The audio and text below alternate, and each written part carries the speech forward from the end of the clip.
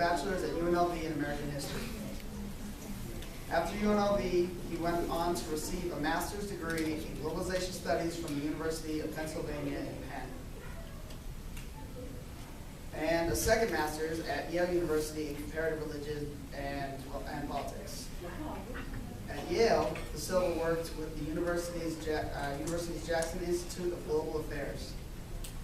He facilitated academic projects with U.S. Ambassador Ryan Crocker on American Middle East foreign policy, as well as with Professor Philip S. Gorosky, a leading scholar of American political nationalism, on civil religion in America. Ruben De Silva is a brother of Phi Beta Sigma Fraternity Incorporated, and I introduce again our moderator for this evening, Ruben De Silva.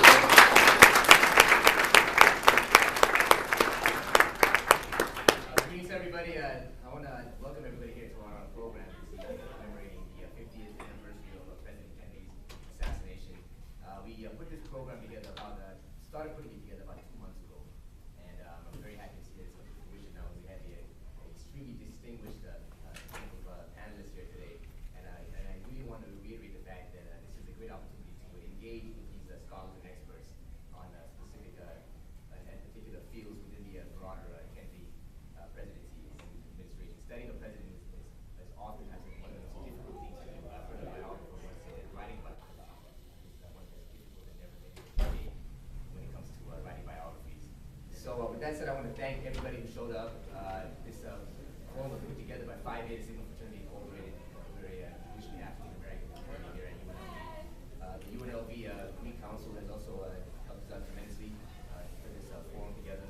They have been pushing for fraternities and sororities on campus to do more academically inclined programs, and we're going to be the lead with that here on campus.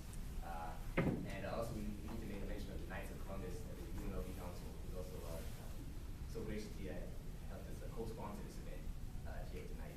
So with that said, I'll begin with a few introductory comments, then I'll introduce the panelists here, quick biographies of the panelists, and then we'll have the actual program.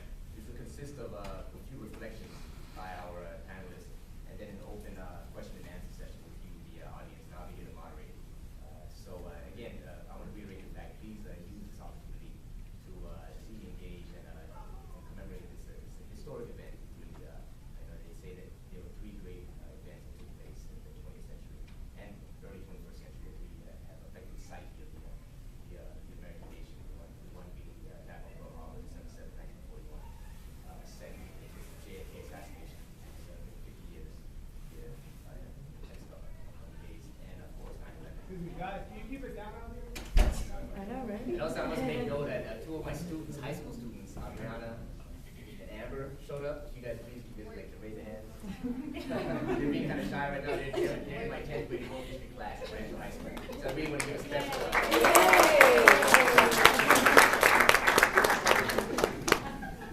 So with that said, I'll begin the introductory comments. November 22nd, 2013 will mark the 50th anniversary of the assassination of John Fitzgerald Kennedy, the 35th President of the United States of America. He was the American president who challenged his fellow citizens to ask not what their country could do for them, but what they could do for their country, and in the process moved the nation forward into a new frontier.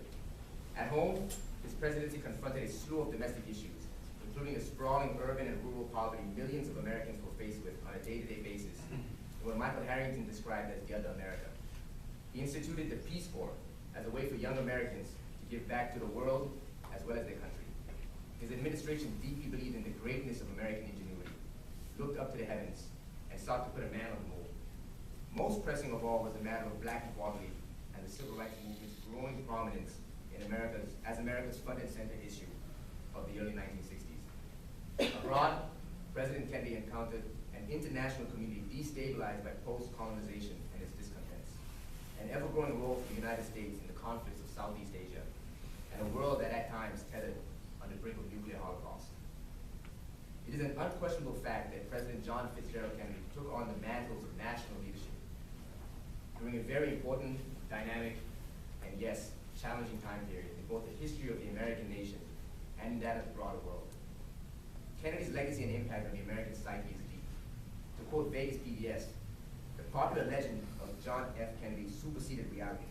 he made a singular, seemingly indelible impression upon the American scene. With his beautiful wife, Jacqueline Kennedy, and his adorable children at his side, John Kennedy created an image that later revelations of his moral and physical weaknesses would tarnish, but not destroy.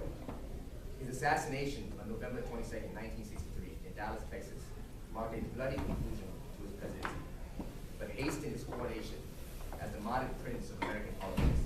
In death, he became a cultural icon. The idealism that Kennedy evoked did not die with him. Although Kennedy's untimely death caused him failure to realize his full promise and potential, he undeniably left a legacy of hope to millions of Americans. And with that said, I'd like to introduce our panelists for the evening here tonight. First, we have Professor Tannenhaus. David S. Tannenhaus is Professor and Chair of the UNLV History Department and a James E. Rogers Professor of History and Law at the William S. Boyd School of Law. He's also the editor of Law and History Review, which Cambridge University Press publishes as a quarterly on behalf of the American Society for Legal History. He's a graduate of Grinnell College and received his MA and PhD in U.S. History from the University of Chicago.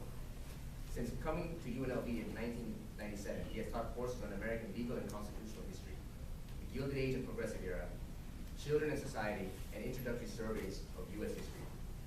He has written extensively about legal and constitutional history.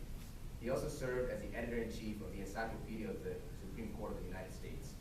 A passionate believer in connecting universities to communities, he serves as a trustee of Nevada Humanities, participates in teacher institutes sponsored by the Center for Civic Education and the American Institute for History Education, and helps coordinate both the Philip Pro Lectureship in Legal History at the Boyd School of Law and the UNLV Constitution Day Public Lectureship.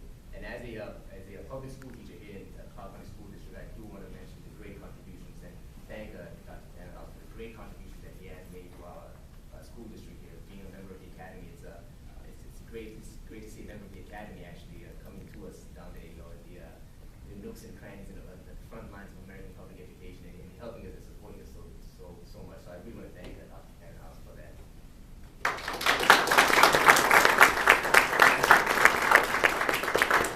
Okay, secondly, we have Professor Fry. Joseph A. Andy Fry is a distinguished professor of history. He received his MA and PhD from the University of Virginia in 1970 and 1974, and his BA from Davis and Nelson's College in 1969. He joined the UNLV faculty in 1975. He teaches courses on U.S. foreign relations, history of the South after 1950, U.S. involvement in Vietnam, and the U.S. History Survey. Dr. Fry has published numerous books, including Henry S. Sanford, Diplomacy and Business in 19th Century America, John Tyler Morgan and His Search for Southern Autonomy, Dixie Looks Abroad, The South and U.S. Foreign Relations, 1789 to 1973, and Debating Vietnam, Fulbright, Stennis, and their Senate hearings. He has published articles in Diplomatic History, the Pacific Historical Review, and various other journals and collections. He is a series editor for Biographies in American Foreign Policy, published by Rowman and Littlefield Publishers. To date, 16 volumes have appeared. Dr. Fry's current research focuses on the American South and the Vietnam War. Thirdly, we have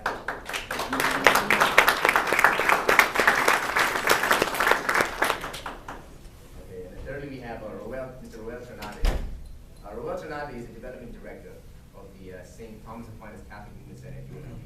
He is a past Grand Knight of the UNLV Knights of Columbus Council that is co-sponsoring the discussion panel. He's an alumnus of UNLV, having received his Bachelor of Science degree in Business Administration and Economics in the fall of 2004.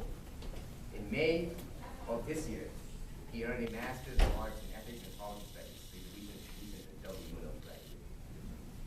His completion of the degree makes Roel the final graduate of the Ethics and Policy Studies program in the Department of Political Science.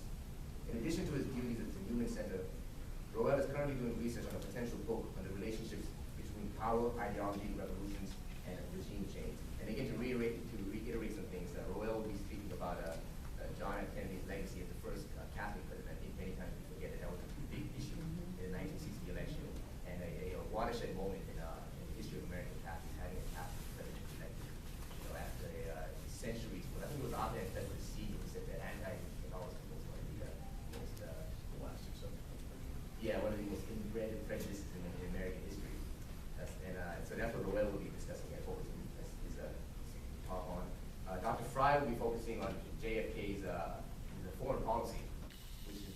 very important foreign policy. The JFK administration is seen as moving the United States into a new trajectory and being more involved in the affairs of the world, and especially in regards to the issues of Southeast Asia and the Vietnam War that came about after that. The JFK administration is seen as being one of the foundational presidencies in that conflict that we were involved in a few years after the assassination. And Dr. Tannenhouse says that he has a surprise for us. So we'll start with the surprise. So please help me to welcome Dr. Tannenhouse.